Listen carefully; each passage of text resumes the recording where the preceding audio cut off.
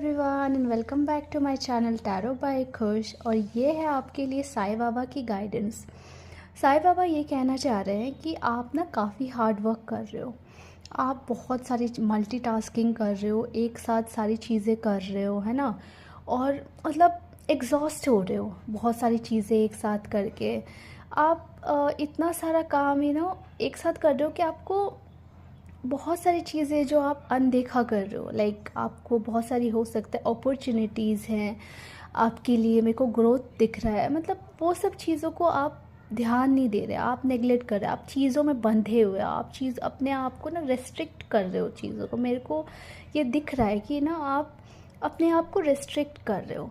तो साईं बाबा ये कहना चाह रहे हैं कि आप अपने आप को रेस्ट्रिक्ट मत करिए। देयर आर मैनी अपॉर्चुनिटीज़ जिसका फ़ायदा आप उठा सकते हो, और देखिए, जाइए, उनका लाभ उठाइए। थैंक